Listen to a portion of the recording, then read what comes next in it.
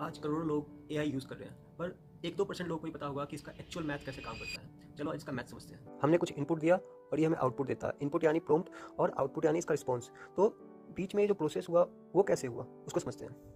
Input कई तरह के हो सकते हैं, वो टेक्स्ट हो सकते हैं, वो इमेज हो सकते हैं, वो वॉइस हो सकते हैं, वो नंबर्स हो सकते हैं। तो लेकिन जो हमारा एआई है वो ये सब नहीं समझता, वो सिर्फ समझता है नंबर।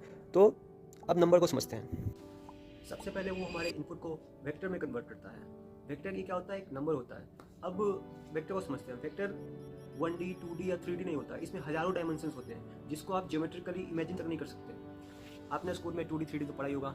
एआई के लिए हर वर्ड, हर sentence, everything is a point in that vector space. तो इसमें क्या होता है, हर एक वर्ड डिस्ट्रीब्यूट कैसे होते हैं, जैसे किंग और क्यून एक दूसरे से कम डिस्टेंस में होंगे, जबकि किंग और मैंगो ये दोनों अनरिलेटेड वर्ड हैं, तो ये थोड़े डिस्टेंस, मेजर डिस्टेंस में रहेंगे। तो इस तरह से इसका प्रोबेबिलिटी काम करता है। ठीक। अब नेक्स्ट लेवल में इस फॉर्मूले की बात आती है। हमें आउटपुट जनरेट करने के लिए इनपुट जो हमने दिया होता है और कुछ ये वेटेज होते हैं, इसे भी समझेंगे हम, और बायस, ये हमारा इसका फॉर्मूला होता है y = f × w × x + b।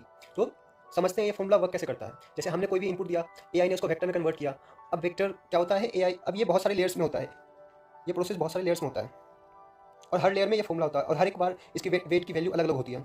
ठीक है, और बायस भी अलग अलग होते हैं। तो हमने कुछ इनपुट दिया, ये डिफरेंस बहुत सारे लेयर्स में गया, इंटरेक्ट किया और हमें एक आउटपुट दिया।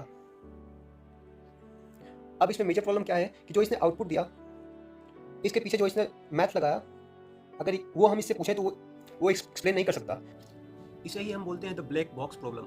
समझो, एक एआई एक ऐसे बच्चे की तरह है जिसे आप क्वेश्चन पूछो वो जवाब तो दे देता है, पर फॉर एग्जांपल क्लास में एक ऐसा बच्चा होता है जो हर एक सवाल का एकदम इंस्टेंटली जवाब देता है। जैसे कोई भी मैथ का क्वेश्चन पूछो वो इंस्टेंटली उसका डायरेक्ट आंसर दे रहा है, पर बीच में क्या क्या स्टेप्स किए हैं वो नहीं बता पा रहा है, क्योंकि इतने सारे बिलियंस ऑफ पैरामीटर्स होते हैं, बिलियंस ऑफ वेटेज होते हैं, उस वेक्टर स्पेस में डिसाइड करना कि उसको आंसर किस टाइम पे मिला वो इम्पॉसिबल है। पर आप सोचोगे कि मैंने कुछ सवाल पूछा, अब मैं पूछता हूँ आप एआई से कि तुम इस जवाब तक कैसे पहुँचे, तो वो आपको डेफिनेटली उसका आंसर बता देगा। वो क्यों बता देता है? क्योंकि इसको बोलते हैं पोस्ट हॉक रेशनलाइजेशन। ये क्या होता है, मतलब एआई एग्जैक्टली उसने कैसे रिस्पॉन्स दिया ये नहीं बता रहा, वो अब आपके नए प्रॉम्प्ट को फिर से कंसीडर कर रहा है और फिर से उसका रिस्पॉन्स बना रहा है। पिछली बार क्या किया था वो उसे याद नहीं है, वो रिकॉल नहीं कर सकता उसको, क्योंकि वो बिलियंस ऑफ पैरामीटर में खो गए हैं।